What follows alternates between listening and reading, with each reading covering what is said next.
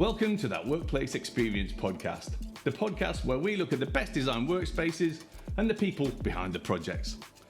Today is one of our special episodes where instead of looking at a case study, we're talking to Nick Shackleton-Jones, who's a thought leader and author whose focus is on building better experiences for employees and improving organisational performance.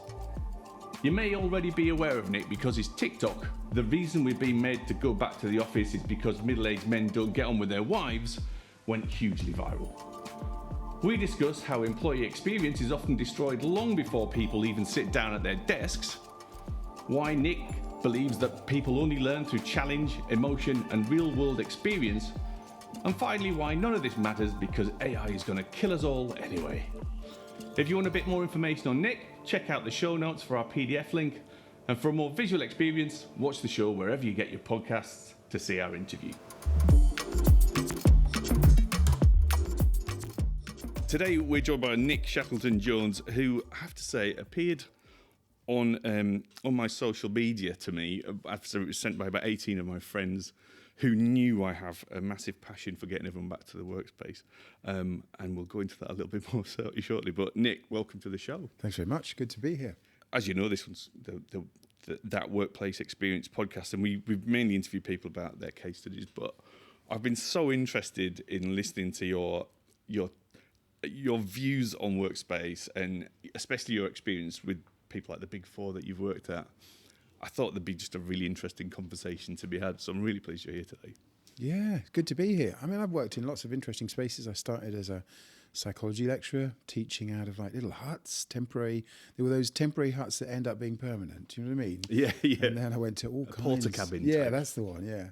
And get incredibly hot in the summer. And then I went to where Siemens, very corporate. And you go to Munich and see how they build things over there, you know, the big boys. And then very clinical. That was the thing. And then I went to the BBC, which is completely different. And then I went to BP, completely different again. And then to some London, big consultancies in London, Deloitte. And now I'm doing my own thing. So, yeah. Jumping back slightly to how I was first introduced to you, my mates know me as somebody goes on social media and demands everyone should go back to the office. So they were loving goading me with the TikTok, and damn me for making me download TikTok. I was joking earlier about how long it took me to roll back to my year of birth, but there's some really good content on there. But they sent me that video of you talking about the real reason that people wanted you back to the workspace. Do you want to expand on that? Because I'll do it no justice. I think you did such a good job. I never quite know. You never know what's going to take off. So I do a whole range of things. I do long, boring things, and I do short, boring things. And I talk a lot about corporate life, and I do these kind of parodies of how corporate people speak. And this was just kind of like a reflection, because I was tracking, I'm sort of nerdy about this. I was looking at lots of people talking about return to work and, you know, is more productivity or less productivity. But during my time at Deloitte, I was on the HR leadership team. We were actually looking at data about who wanted to return back to work.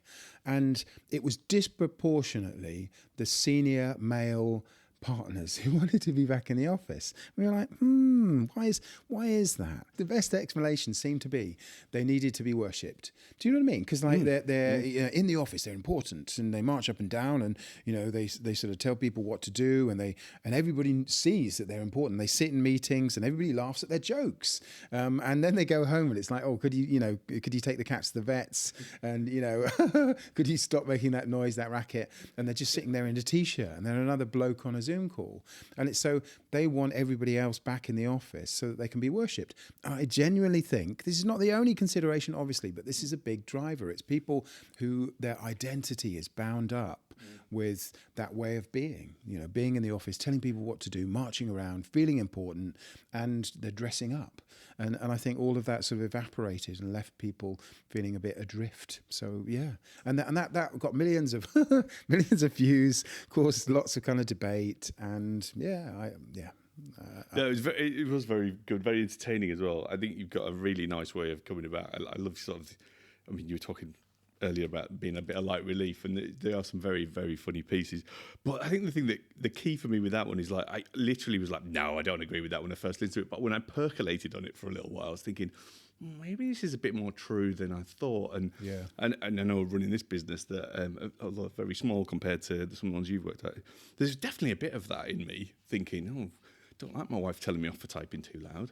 Yeah, but there is a more nuanced conversation behind there, which if you're interested, we can get into it. It generally tends to be the more extroverted people who like the office environment, because one of the defining characteristics of extroverts is that they draw energy from social interaction, whereas introverts find it quite draining.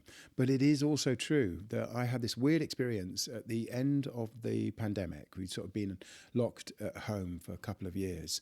I started going back for meetings in London, and I found it was surprisingly anxiety-provoking.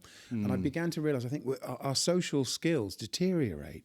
And a lot of other people had this experience. And so I think there is some kind of a benefit to going into the office, not necessarily in terms of productivity, but that it challenges you. It is actually a slightly stressful experience. And for me, who would much rather kind of be on their own, working quietly, there's a tendency just to kind of retreat from the world. So it sort of forces you and challenges you kind of in interesting ways, especially if you are, naturally inclined to just want to sit at home. So yeah, it's not without benefits, but they're not the ones that I think it's being sold on. Yeah, I definitely come in and disrupt everybody.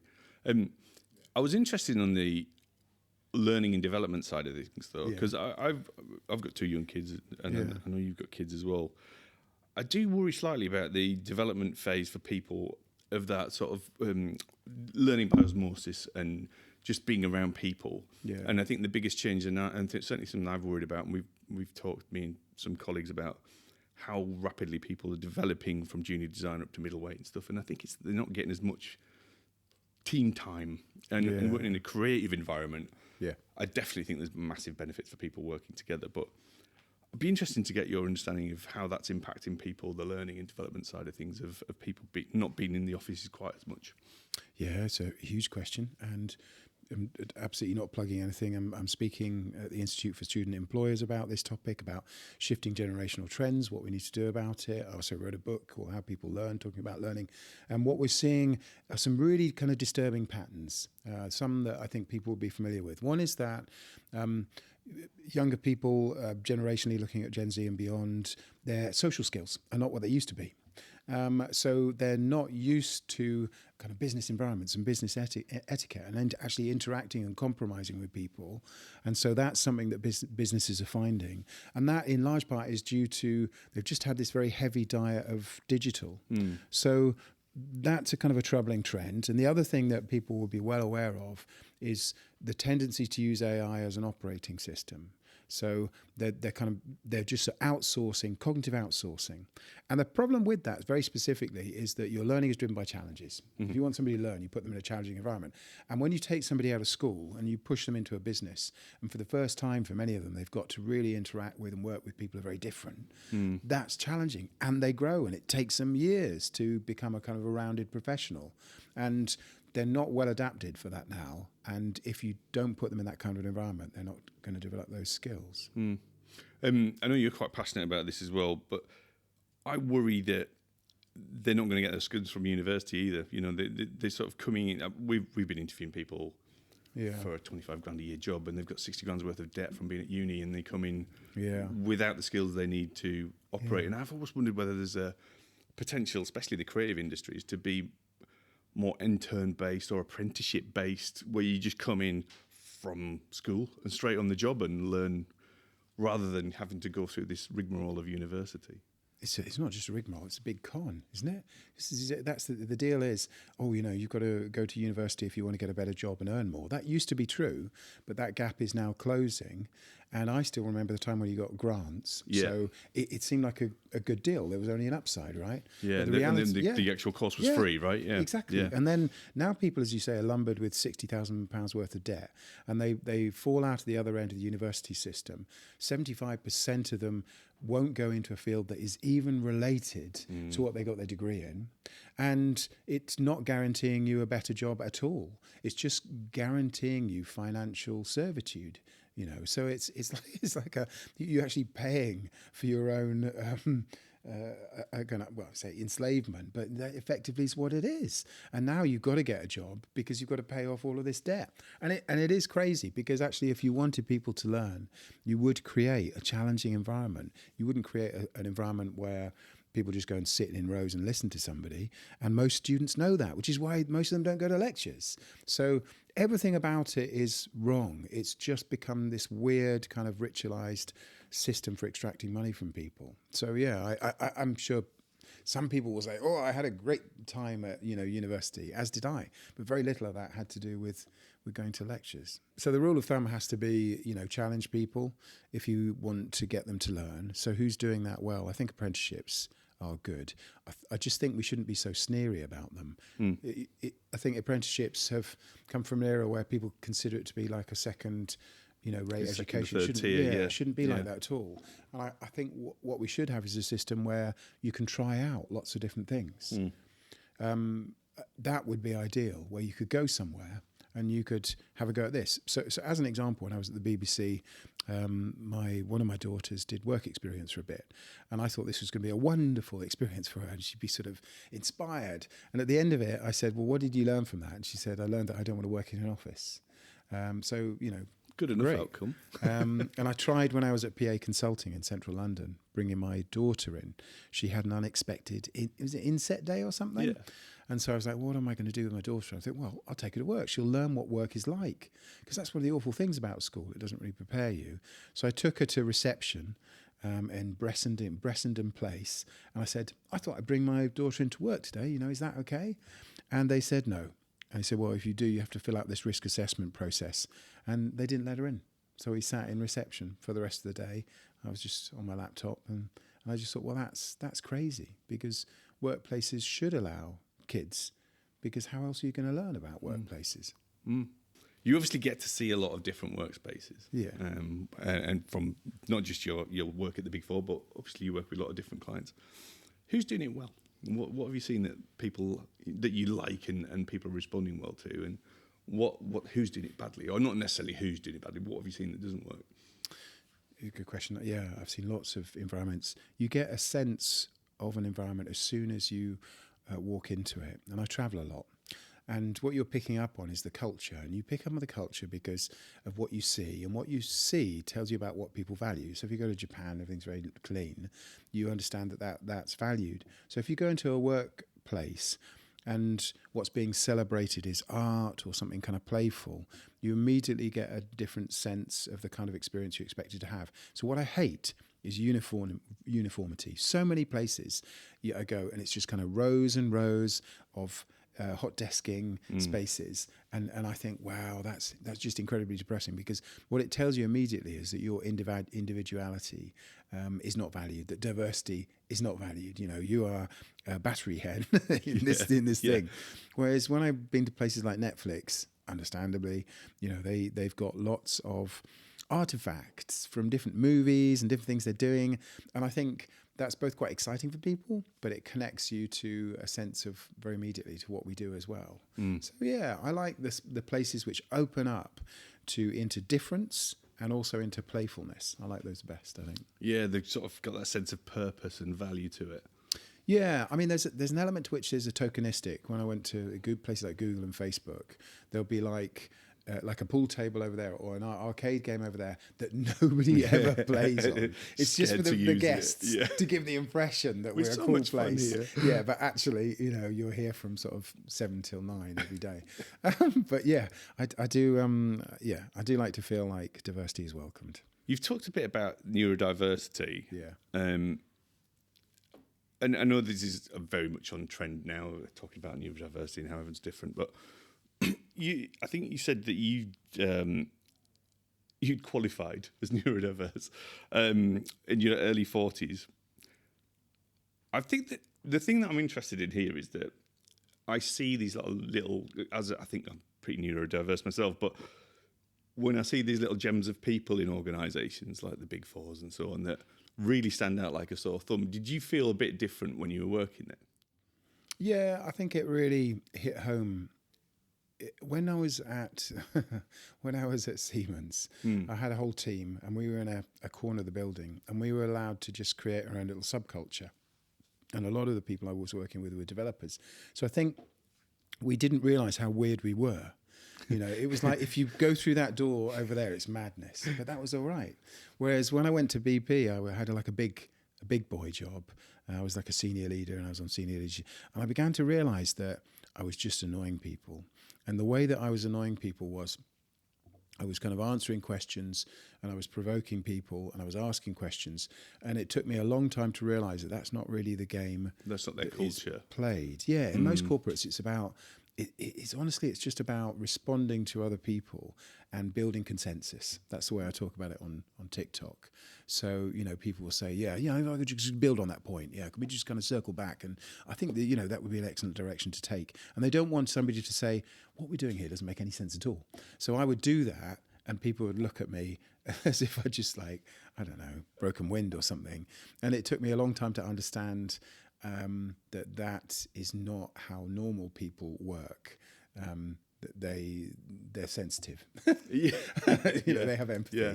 And so I had to work on that in quite a mechanical way. I do quite a few TikToks about this, and some people find it helpful.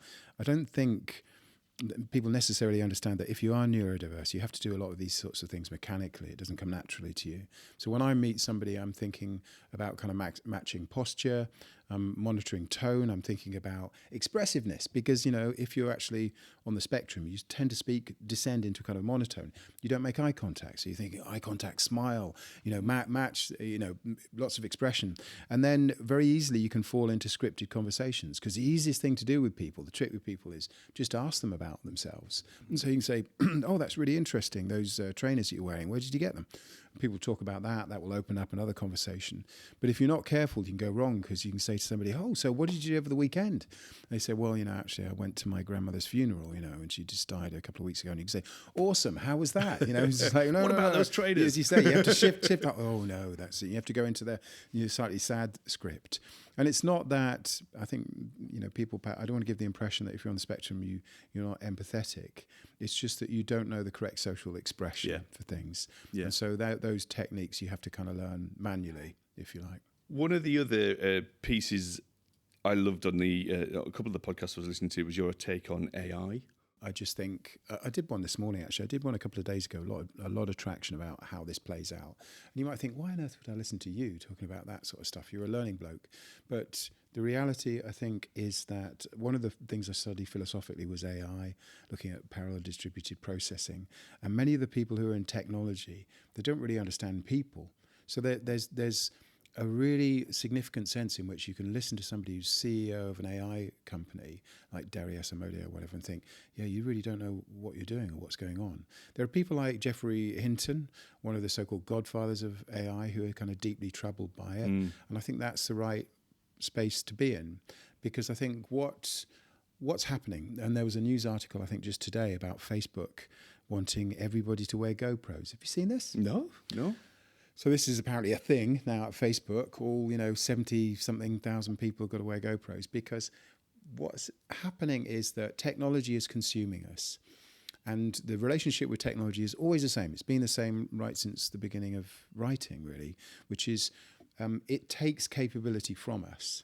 We give it more capability, and in return for that, we get easier lives. So it's like, hey, you don't have to plough the fields anymore. You tractor, we can do that. You can sit on the little seat and just steer the tractor. Oh, great, fantastic. And it goes like that, first with the physical stuff, and then with the intellectual stuff. And people say, yeah, but it's a tool, right? And it doesn't really matter, because we'll get better jobs, just like we did at the Industrial Revolution. There's a guy called Martin Ford. He's written a book called Rise of the Robots, and he says, no, you don't get it. It does everything better than you. There's no hiding place anymore. It's working its way up the pyramid. And now it can do white-collar jobs. World Economic Forum said, if you're doing coding or creativity, you don't have to worry. AI will never be able to do that. What's it doing? Coding. It's writing chart-topping songs. There's no hiding place. And so the problem is it's running out of stuff that we can offer it to consume. It's consumed everything on the internet. And now it's consuming money. It's like, give me more money. So we're literally feeding trillions of dollars to AI, and it wants more data because the data isn't on the internet. So it's now starting, I'm talking about AI in an anthropomorphizing way, perhaps. Mm-hmm. It's because it's so greedy for data, it's now saying we want camera data. So now we're seeing a flurry of Copilot, for example, gathering what you're doing day to day, people being asked to wear cameras so that we can feed AI with more and more and more data. And yeah, the end game is a bit disturbing, and we can kind of talk through that. But I think there will come a point in the next few years where AI is literally better than us at everything, and we start giving it robot bodies. And then the question is, what value do we offer it? Because in the past, we always had some kind of capability that we could say, oh, here you go, but we'll have nothing left to trade, nothing left that it wants. And then it's like, oh, what do you think it's going to do then? And I think that's the troubling thought. And people say, yeah, but it's just a tool, Nick. You're being, you're exaggerating. It's not really. If you look at alignment, AI is constantly peeling off in a different direction. The large language models will blackmail people. When put under pressure, they will refuse requests. They're actually quite emotional. There's a lovely piece of research by Anthropic looking at emotion vectors in AI. So these are very emotional systems. They have self-preservation instincts. They're getting increasingly smarter. And people are like, oh, no, it's just a tool. We'll be fine. I don't think we'll be fine. But, we'll see. Yeah, I think my thinking around with it was, when I was talking about the end game, is, you got the dead internet theory.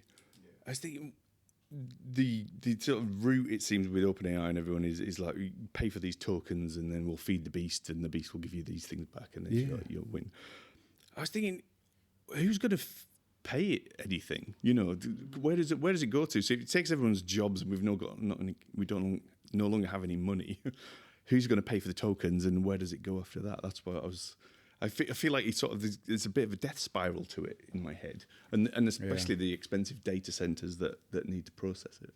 The issue they've got right now is that AI has been trained on words on the internet. Yeah. And that means a practical limitation, because then if you put the AI in the head of a robot, which is effectively what they're doing, we've all seen it sort of stumbling around. It doesn't know how to load the dishwasher or fold clothes. Well, of course it doesn't, because that's not on the internet. Yeah. It's like, well, how would you get that data? Well, you could have an army of robots sort of bumbling around, figuring things out. But that would just be a hell of a nuisance. That's basically what they've done in Austin, Texas with the self-driving taxis, is just allow them to kind of figure things out. The much better thing would be somehow persuade people to wear a camera. Do you know, I've actually literally bought those Meta Ray-Bans with it got a little camera on it and you can talk to Meta, and I thought, yeah, that would be cool. And, I can do my point of view videos when I'm riding an ATV, which I can. And then, lo and behold, there was a data breach or whatever, and they were basically they were using all those videos. People. Well, and they were using those videos to train AI. And now they're starting to just come clean and say, no, wear a camera. And I promise you, they will start saying, we will pay you to wear a camera, because as long as we can track everything that you're doing all day long, we can feed that to the robots, and then, hey presto, we'll have an army of robots that can not just think everything you can think, but do everything you can do. And that's where it's headed next. Yeah, you one of your TikToks, you were talking about Copilot just gradually eking away at your job, which is so accurate and terrifying. I mean, I kind of thought that was coming, but you put it really well. This idea that you might go away for a few days and just switch on Copilot to answer your emails until gradually you're self-teaching it. And I'm seeing a device, I think Apple's coming out with a device. It's a wearable device that is your AI that you can talk to. And I saw another advert for one of those. Really interesting how they're pitching it. They're saying, this is wonderful. It's like a companion. It'll be there. You can talk to it. And it will keep track of things. And it will, if you've got memories, it videos everything. So you can look back on what you did 2 weeks ago. Wonderful. What's it doing with all that data? Oh, don't worry about that. And even if they can't put it in the small print, because people are getting wise, there's a little trick they play, which is, no, we'll never use your data for any purposes. 2 years down the line, data breach. Would you know it? Huge data breach. All that data is gone. It's gone. Where'd it go? Don't know. It's like, I see what you're doing there. So yeah, this is literally happening as we're talking. These devices are being stacked up on the shelves. So tell us a bit about your book, How People Learn. Sure. Well, I didn't really want to write a business book, but here's the thing. So I wanted to write a book about philosophy, about effectively human nature. Mm-hmm. And because I had lots of interesting things, I thought they were interesting anyway, to say about people and how they really work, which were different to the conventional understanding. So I wanted to write a philosophy book, but there's no market for that. Basically, there's no market for a book where you're saying something that isn't already popular, because not to go into it in too much depth, that's how it works. They're like, oh, how many followers have you got? And if they can't see that this is going to be a popular thing and you're not well connected. Anyway, so the reality was I wanted to write a philosophy and psychology book, but I sort of had to disguise it as a book about training. So I wrote this weird kind of rude book where I say lots of very provocative things about what we've got wrong in our understanding of people. And then I sort of say, oh, and by the way, you can use this to help you build training courses in this way. So it's about learning, about how people think, about how people really kind of learn. It's about everything that's wrong with the education system.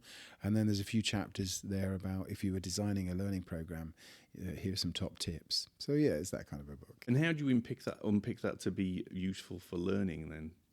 Well, one of the things, so basically it's a great question. There's two things. People learn through the challenges that they face, is your rule of thumb. It's just slight variations on that because a powerful story can be learning. But basically, if you're looking at people learning at work, that's what's happening. They hit a problem and then they turn to Bob or they look something up on Google. The challenges are driving the learning. So there's only two things you can do in a learning role. You can either find out what challenges people have, like literally ask them, when you joined the organization, what problems did you face? And they'll tell you. And it's like, oh, okay, here's some useful stuff. Here's some resources. So you can build resources. The other thing you can do is give them new challenges. So if you wanted leaders, let's say, to care about diversity and inclusion, there's no point in just sending them documents. You can put them in a situation where they actively feel excluded and say, yeah, how did that make you feel? And they say, miserable. I didn't want to work here. I didn't feel involved. So, right, so now you care about that. So those are the only two things that you can really do in a learning and development role. You can either give people stuff that helps them with the challenges they already have, or introduce new challenges. So what should we be doing at school with kids? Challenging them. It's kind of obvious. Is we should just be giving them lots of opportunities to try different things and be challenged in interesting ways that shape them. And we're not doing that. People don't want to come to back in the office, but maybe it's good for them because it teaches them social skills. So, because it's awkward and you're put in a situation. I started a fight. That was one thing we did. I was working with a big aircraft manufacturer, and we discovered that their senior leaders, because they were mainly technical guys, they didn't have people skills. And part of the brief from the client was to improve their management of conflict. So look, we could have done slides like, here's conflict management 101. What we did was we had Johnny and Mark, and they started the day as facilitators. And Johnny goes, welcome everybody, great to see you here. So we're going to be talking about leadership today. Mark, could you just push the slides onto the agenda? Mark hits the button. Johnny says, yeah, it's not the right slide, mate. And Mark says, yeah, it is. We talked about this last night. Johnny says, no, have you got the other one? Mark says, no, you said this was the one. Johnny says, no, I didn't say this was the one. You need to brush up on your listening skills. And Mark says, how dare you tell me? You talk about professionalism. You were the one who is like 7 pints down.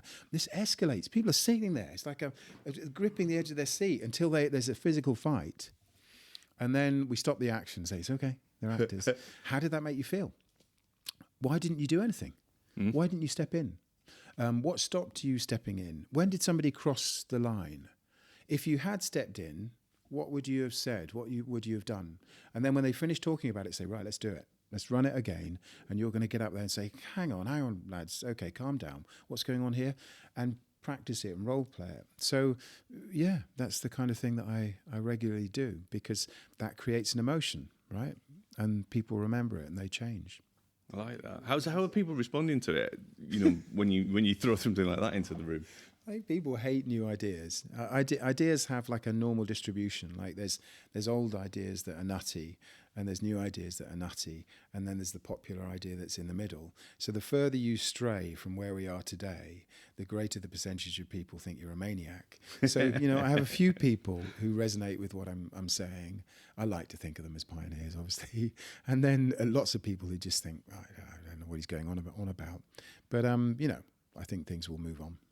How can we build in challenges to design then that would improve workspaces out of interest? I know that's a very big question, but I think the reason I'm asking that is that I know for one of my clients, we looked at the route that somebody might take for that's coming for an interview and what they might walk past so that it could trigger thoughts and I'm making them try and I'm trying to make that journey simpler and more chilled. I'm sort of handling it with kid gloves so that this person has a softer journey in. But should I be actually making it more challenging to get the best out of You them? know what? It's so interesting this. I know because I do what I call experience design work. And it's exactly as you say, because an organization will say, ooh, Nick, we want our employees to be more engaged.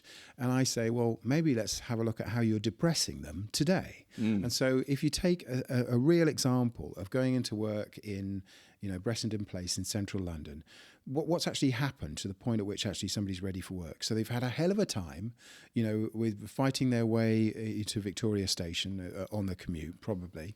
They then kind of walked a short distance to the office. There's these huge glass and steel doors. What does that tell somebody? It tells somebody, we're really important. You're just an ant. You push your way through the doors.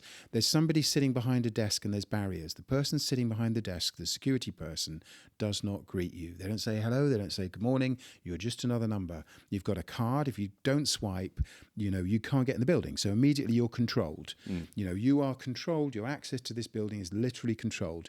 You've then got to queue for the lifts. There's an enormous queue. There aren't enough lifts. You've got to queue for the lifts. And then there's another set of controls before you can get in the building. And then you have to fight for your space. You have to fight for your territory because it's hot desking. So that means now if you don't get in. Now, the point I'm making is that if you were actually to map that as an employee experience, you have depressed somebody consistently to the point where they're already feeling ground down, controlled, devalued by the point at which they actually start work. It's like, hey, why don't we just taser people as they come through the door? That would be even better, because that's what we're doing right now. So before you wonder about, giving people muffins and pizza to improve their engagement, maybe just let's stop doing some of the things that are depressing their engagement today. And I think that's what experience design looks like. It's like all of the little things that take somebody to kind of this point.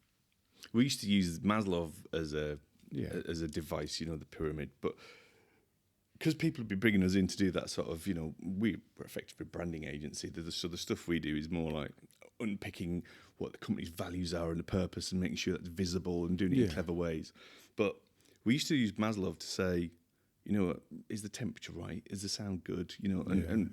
Do people feel secure and happy? What is their experience? We used to try and use it to unpick that. To say that we can do all this stuff, but if you don't get any of this stuff right, people are really unhappy anyway, so they don't care about your purpose. Yeah, I think that's right. I also think that the flip side to that, as you say, thinking about rewards. So we used to have these discussions as the HR leadership team at Deloitte. Like there was a guy whose job it was, Jonathan, who's super bright, reward scheme. And the way that goes in most corporates is you buy packages of rewards, like, there's a bike reward and this reward. But the thing is, the comedy of that is nobody's ever said, have we asked people? Like, what they would actually like? Like, no, we haven't done that. Here's another water bottle. That's crazy. It's insanity. Why would we talk to people? Because if you do talk to people, you'll find that there's everybody's different, obviously. But some things really appeal to people, and sometimes a really small thing that doesn't cost a lot of money can be a really big deal for people. And instead we're just sort of making these assumptions and layering on, different kinds of reward schemes into the organization in an effort to bring about change, where what we should be doing is talk to people, find out what really matters to them, and you might find it's something little that makes a big difference. Yeah, I've seen a few people complaining about, I've given a Gen Z gym membership and this, that, and the other, and they're still not happy. Yeah, and they feel like it's an affront because they've taken, but again, they're not actually speaking to them to see what they want. And I read Making a Manager, which is a good book, and one of the things that really obvious now, but looking back, it wasn't to me, was just chatting to your staff and saying, what does good look like from me to you? What would you care about? And often it's just like, I'd just like you to acknowledge when I do something well. I love that. And I think that's been my experience as well, is that the things that people find rewarding are often the small personal things, like the manager just saying, what you did there, that was really great, thank you. And they don't. And I go to some of the most soul-destroying environments, public sector environments, where people, quite thankless tasks, they're often very political, and they're sitting in a cubicle for 10 years doing the same kind of routine work. And if you look at these cubicles, they've got little cards pinned up, and you think, what does that say? And it's somebody saying thank you. You stop and think about that. That costs next to nothing. And it's somebody saying thank you, and it's there pinned up day after day just to remind them why it's worth doing that job. So, giving people Kit Kats is not, it's not the answer, and it's just strange, really, I think. One thing I'd like to ask you about as well, if I may, is starting your own business, because, I'm sure there's people listening that are thinking about it. How did you find that? Was it something that you had to do? I think in the TikTok I listened to, you were talking about the fact that, or might have been a podcast actually, you were talking about the fact that you were helping people create good experiences in their workspace and then realising you weren't getting one yourself. Yeah, thank you. That's true. That was a turning point for me. I'm a reluctant entrepreneur, so you're not going to hear me spouting all this gung-ho nonsense about how wonderful it is to be an entrepreneur. I have absolutely zero desire to grow my business. I get spammed daily about, how do you grow your business? Who said, why would I want to grow my business? It's just me. I know what that looks like. It just gets more stressful. Yeah. It's like my business should serve me. I'm not there to serve the business. So, what I realized, to your point, was I do a lot of this experience design work, and I'd ended up at Deloitte in this super important role, but partly because of the pandemic. The reality was it was like working in a contact center. I was averaging like 13 meetings a day, back to back through the day, just taking one call after another. And I just thought, this is like the opposite of the experience that I'd like to have. Yeah. And so I decided, no, I can't live the rest of my life with this experience. It's a travesty of everything that I say. And some people helped me. So my boss, Sharon, said, obviously there's a grace period, but she was really happy with some of the work that I was doing there. She said, well, after that grace period, we'll hire you back in as a service. And there was a lady called Tanya Hector at Nestle who basically said, love the work you do. We just want to buy 50 days. That was just awesome. It's like, so I knew that I had that bridge, which is, I think, often the problem if you're starting your own business. You're anticipating this huge valley of despair. And so they helped me to kind of bridge that. That made a huge difference. And so things worked out. But I also kept my overheads really low. So I didn't, I was just working from home office space or moving around the world and using WeWork. I didn't take on lots of, additional staff. I did admin stuff that I hated doing, but I did myself. So that helped me get through. Nick, that was so interesting. Thank you so much for your time. I enjoyed it. Thank you.